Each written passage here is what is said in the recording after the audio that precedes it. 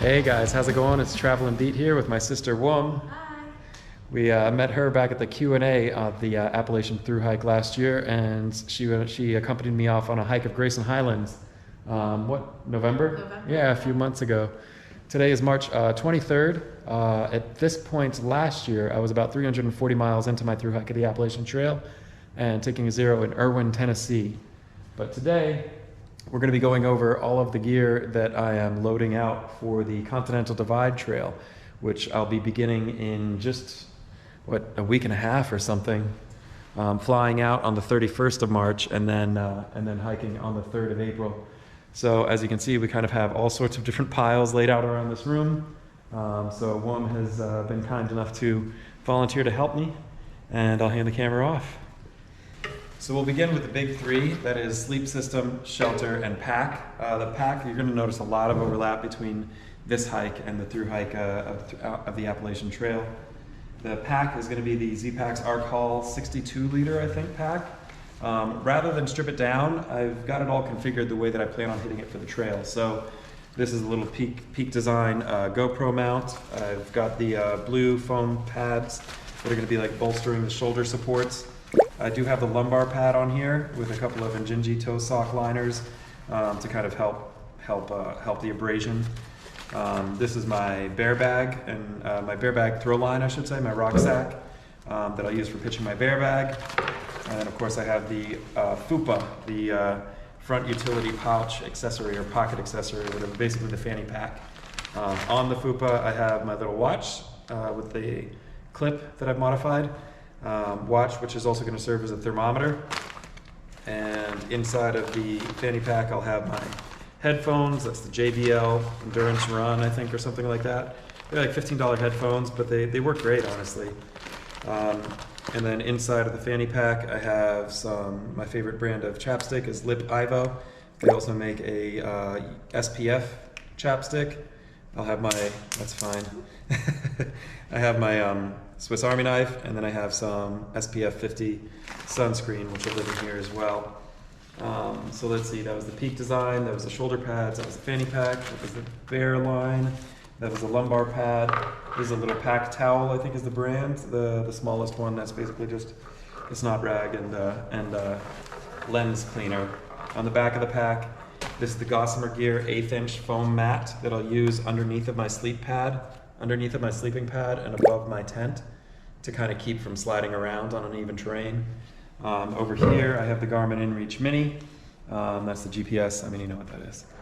And this is a little HT sensor. This is a new addition to the kit, and I'm not sure how long I'll go with it, but it's basically a Bluetooth thermometer that'll track the temperature for the entire hike, really, and I'll know right down to the decimal exactly what the temperature is. So kind of nerdy, it doesn't really provide anything extra fancy, but anyways, that's the pack.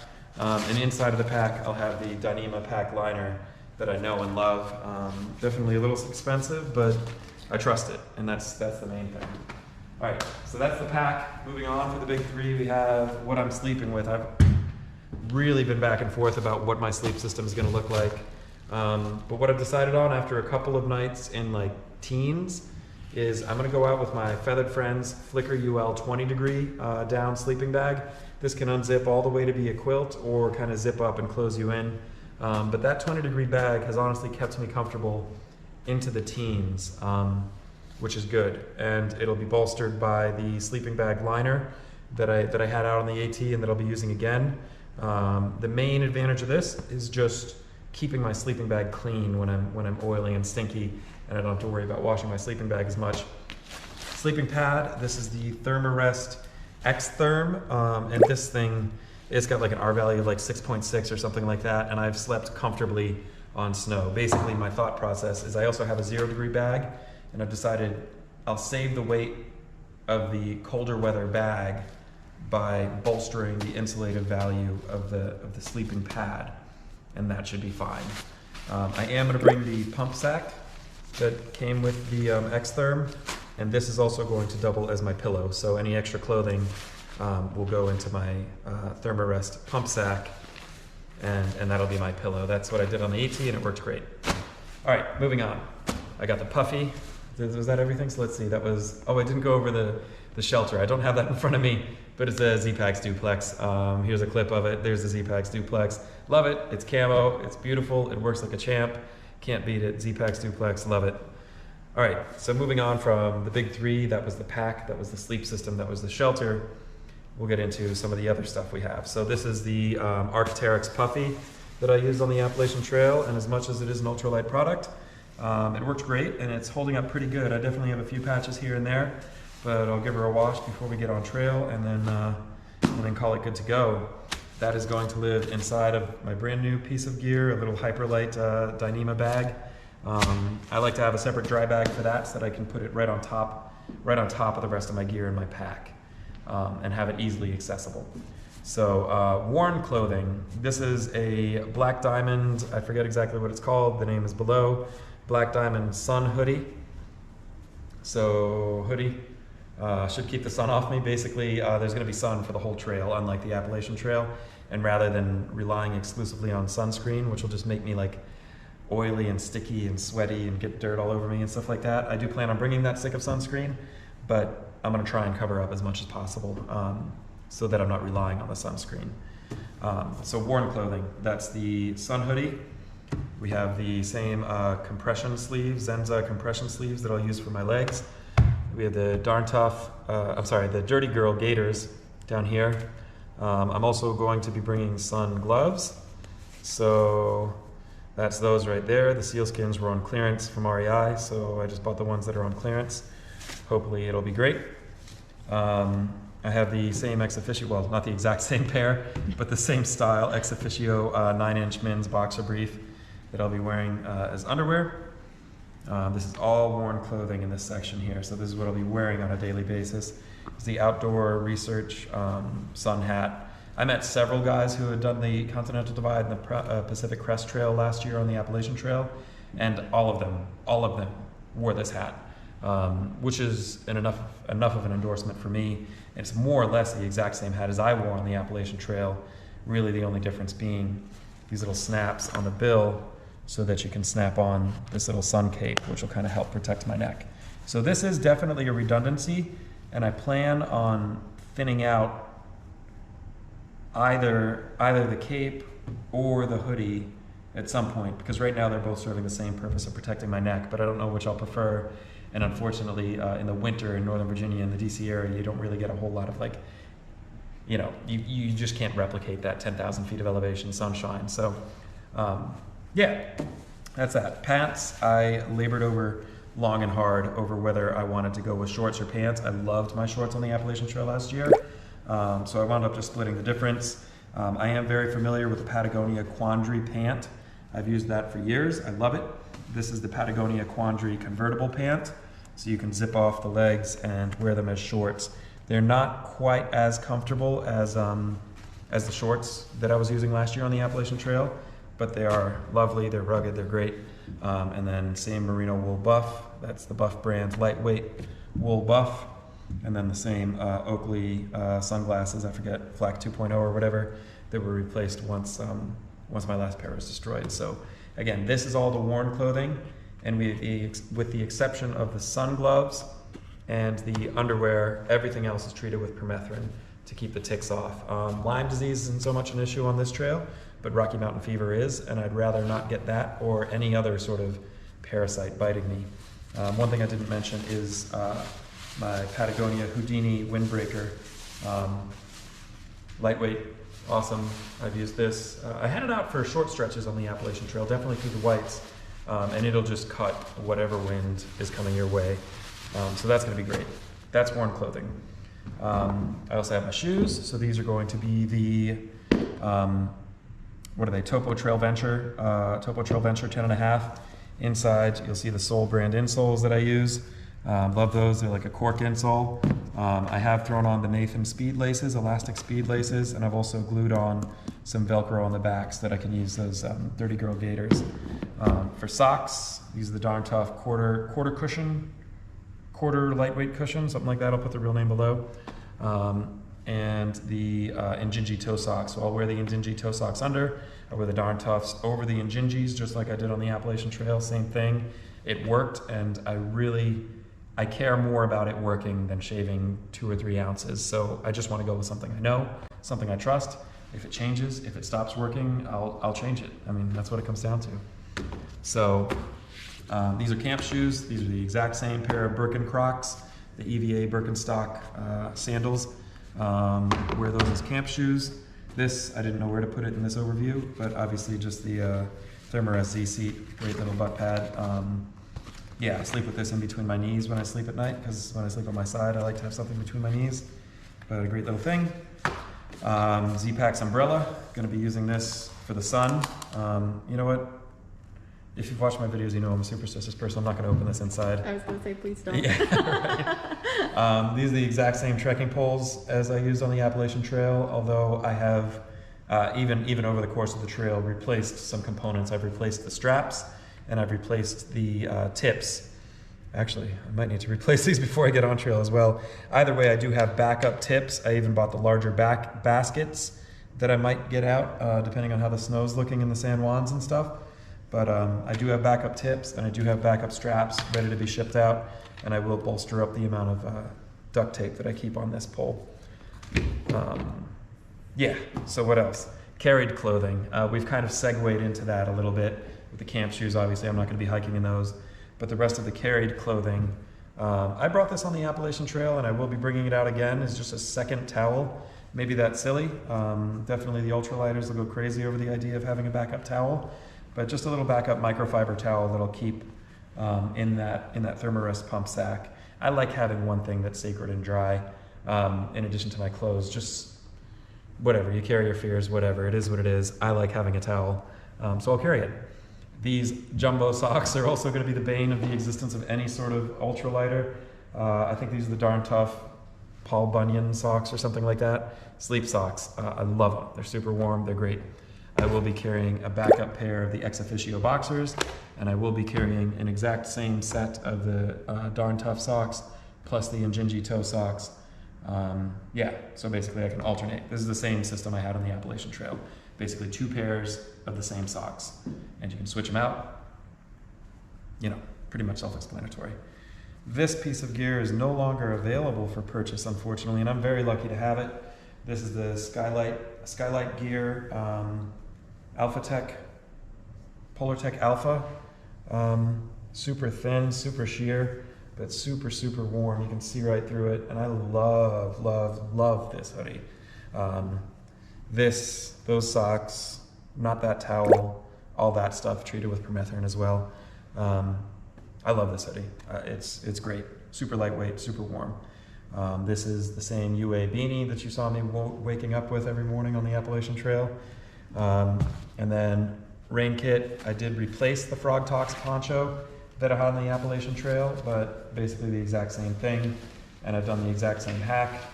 This is just one wine cork, which I drank with my beautiful wife, and cut it in half, and then kind of pressed it into the poncho, and then a slip knot around the outside, so that I wasn't actually puncturing the poncho, but now all of a sudden I could tie a belt to it and wear it with a belt, which will help a lot with the wind, and just kind of keeping it in place. And I like the idea of using a bottle of wine that I shared with the wife, so it'll kind of, that sort of thing helps on the trail. So let's jump around now. So this was all the clothing. Maybe give one good sort of last panning shot of all this. So we have the carried clothing, we have the poles, the umbrella, the Z-seat, shoes, we have the worn clothing, we have the puffy, and then we get into the sleep system. Yeah, we'll swing back around if you want to jump back. And we'll look at, I wasn't really sure where to put the water that I'll be carrying, the water kit that I'll be carrying. But I am, and again, I'll probably laugh at this clip after I'm done with the hike, but I am going to be starting with 2 of the 3-liter CNOC bags. Water scarcity is a real thing, and I'd rather carry 3 ounces to have the possibility of getting more water rather than not carrying 3 ounces and not having the possibility of getting more water. I will be using a Sawyer Squeeze. I did just replace the Sawyer Squeeze filter. I just like the idea of starting with a clean one, a new one. And I'll also be carrying Aquamira and a little, whatever, that's a little tub they want you to use it. I've not used Aquamira before, but, and then these cool little things are pre-filters that I've designed.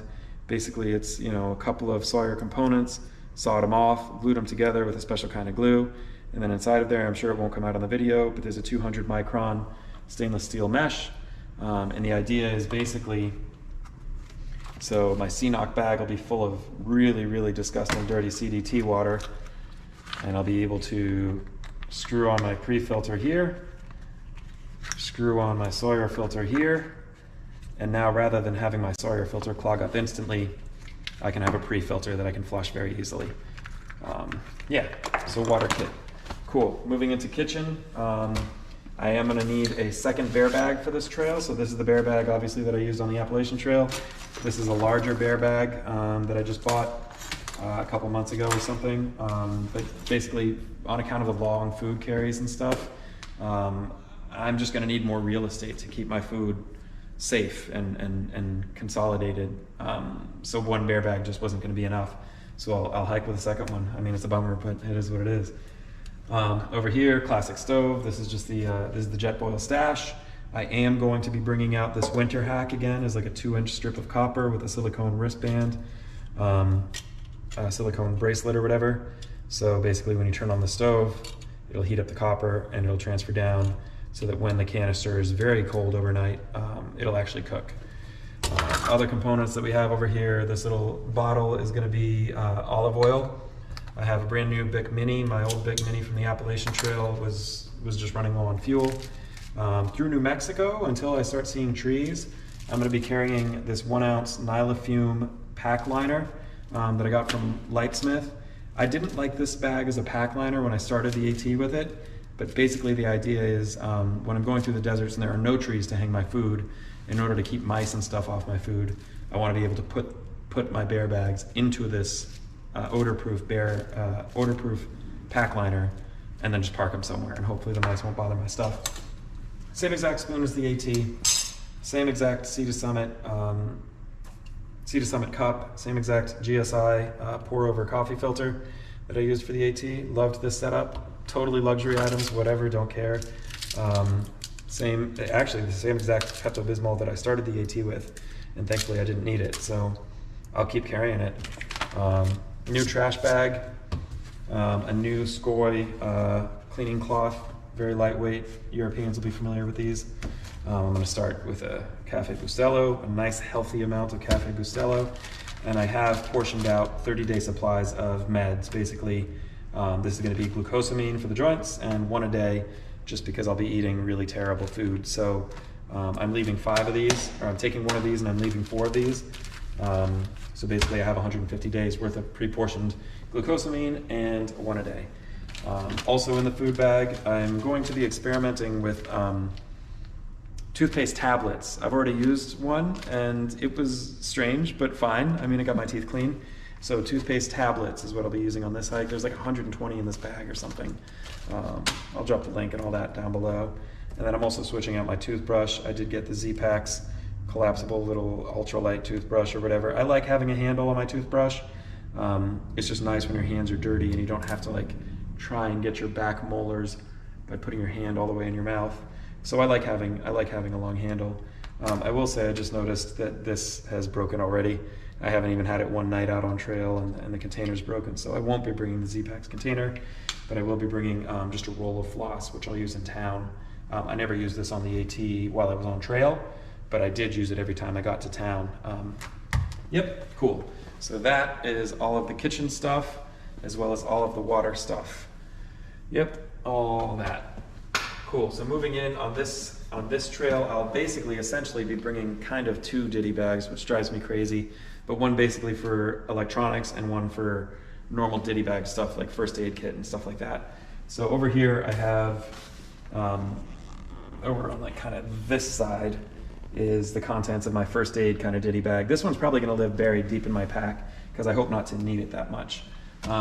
It all fits inside a Hilltop's bag, Hilltop Packs Dyneema dry bag. These are something I just went to a local like electronics store and picked up. Just a few of these. I mean, they just had extras lying around, like little static-proof bags. I was always a little nervous about mailing SD cards home on the Appalachian Trail, and what these are going to do is just allow me to throw the SD card in there so that when they ship, hopefully they won't get zapped. Inside of one of them, I have 2 envelopes, just blank envelopes, and then probably about a dozen stamps inside of one of these envelopes. It's easy enough when you're in town to write a quick letter and mail it off if you have a stamp, but getting that stamp can be quite an issue in some of these small towns. So I'll just go out with 2 envelopes and a few stamps. I'll take the weight penalty, I don't care. This is the stock filter, lens I should say, for my GoPro, and in this is the backup SD cards that I'll be bringing. On my GoPro I'll be using the, what's it called? On the GoPro I'll be using the polarized filter, but I'll carry the backup at least for a little while until I get sick of the weight that I'm carrying. These are backup thumb screws and locking nuts for the stick pick mount that the GoPro lives with. A few extra earplugs. These weigh less than a gram. And then I'll also have a 2 backup smart water caps, as well as some extra Sawyer gaskets, and then inside there is some more of those 200 micron stainless steel filters. Backup headphones. That's all the contents of sort of the ditty bag, and then there's also a first aid kit which will live in the ditty bag, which will be in this Ziploc bag. This is an Ace bandage. I love carrying it. I know it's a lot of volume, I know it's some weight, but I love it. It's versatile, and if anything's barking, I can just kind of take care of it. I'm switching up what I'm doing for Leuco on this hike. Instead of carrying a spool with Leuco tape, I had some parchment paper, and I've ripped off a bunch of sort of 6-inch pieces and stuck it to the parchment paper. So I'll begin with 18 strips of Leuco tape, but I have more bundled up and ready to go out. I did like on the AT, I did this method as well of Leuco tape plus gauze rather than Band-Aids. So basically if I have gauze, if I have Leuco tape, I can make a Band-Aid, and I'll make a Band-Aid that'll stay on better. I also have some of these half-gram triple antibiotic ointments. So I think I have a half dozen of those or so a total of 3 grams. I have a backup emergency Bic lighter, which I did not bring on the AT, but I will be bringing, just because of the severity of the conditions on the CDT, a backup lighter. Same 2 safety pins, some salt for either leeches or emergency electrolytes. I did bring this 1 blister Band-Aid on the Appalachian Trail, and I didn't use it. So again, I'm a superstitious person. I'll bring it back out, and hopefully I won't use it again. This is 1 straw that I've sealed up with a little bit of hand sanitizer inside. So basically, if I'm out of hand sanitizer and I get a cut, whatever, if I need hand sanitizer and I'm out of hand sanitizer, I can cut this straw open, and it's basically break glass in case of emergency. That's just 1 good shot of emergency hand sanitizer that I'll keep in my first aid kit. A few extra pieces of toilet paper for when I have to glue things, and I don't want to glue my finger to it. There's the glue that I'm referencing. This is going to be 3 super glues and 2 Gorilla Glues, whatever. That's fine. And then miscellaneous gear first aid. So that's alcohol wipes, that's Dyneema tape for my Z-Pax Duplex, that's some Tenacious tape, and then both style of patches for my Thermarest sleeping pad. Cool. So that's first aid.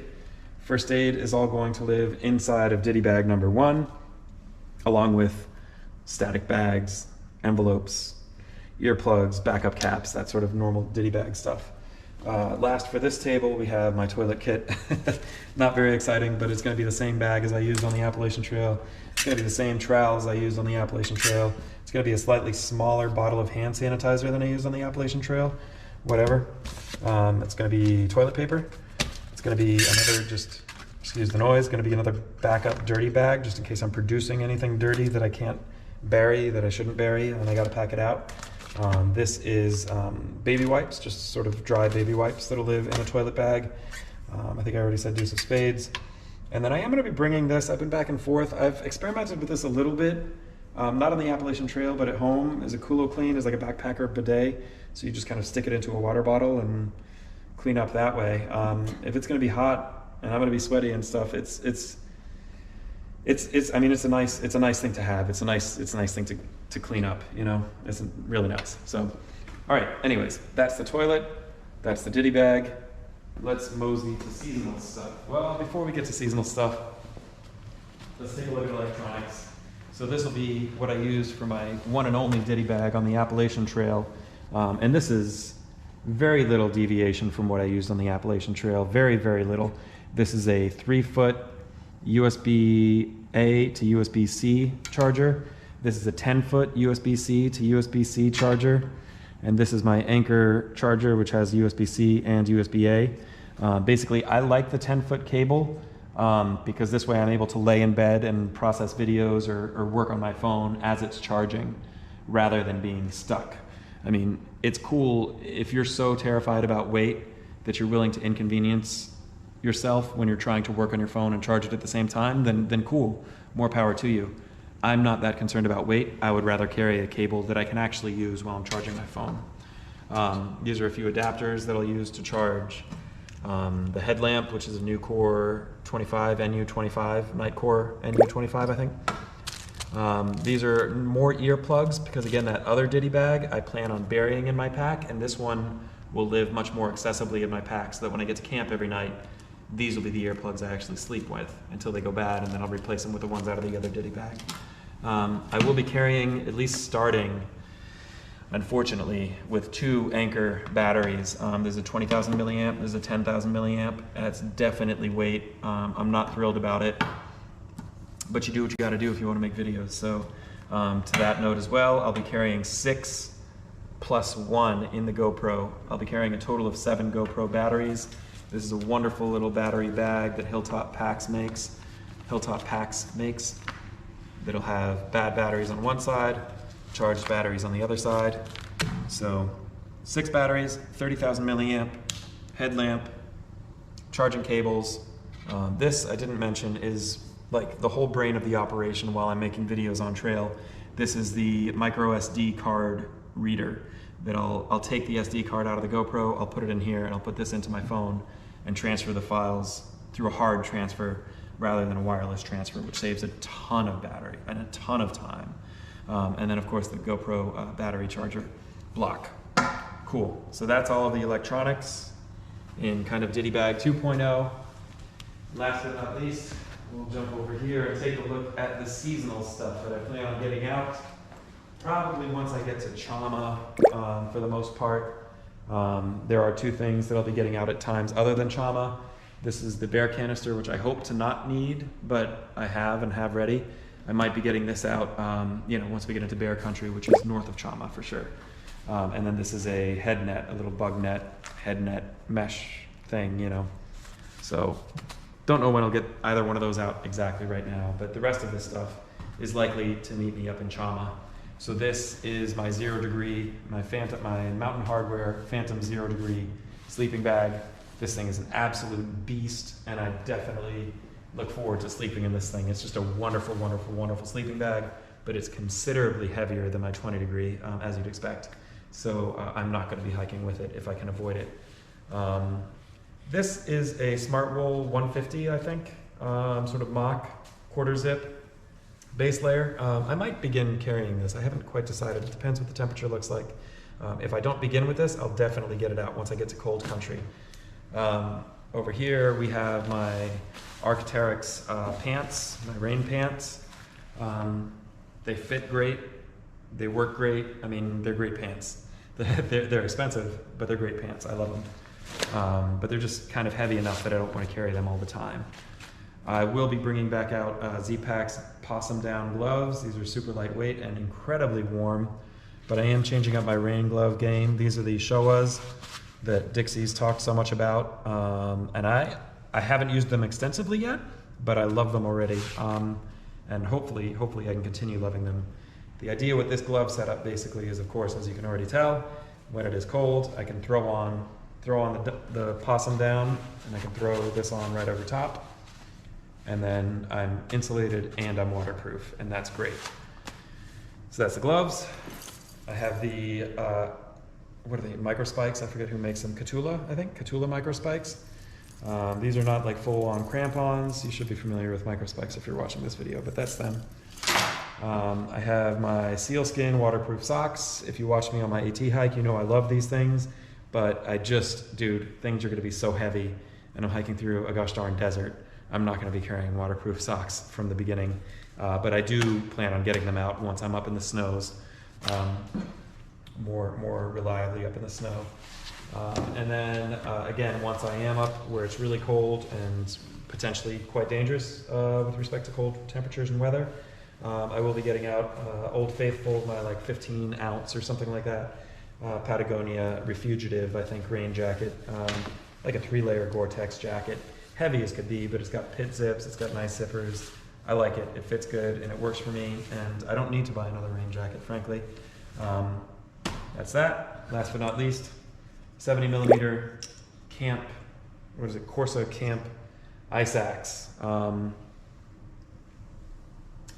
Yeah, I mean, this is definitely one of the things I'll have on trail that I'm going to hope I never need to use, but I'll carry it and it'll be great. I also did get a couple of covers for this because if you know much about ice axes, they are actually incredibly sharp. Like, that's not quite knife sharp, but I've put a hole in equipment with this already. So again, it's worth the weight penalty and the cost to just get these little covers to keep the pointy bits covered. All these straps you see at the top are the Z-Packs Ice Axe loops that'll help me actually secure it onto my pack when it's not actively in use. I think that's it, guys. That's it. We'll be getting on trail here in like another week or so. I should just mention, once I actually start the trail, I will be setting foot on the CVT on April 3rd. That's going to be when I actually begin the hike. You will not see videos from me for probably about a week. Just like the Appalachian Trail, I'm going to definitely need to put them on a bit of a fuse.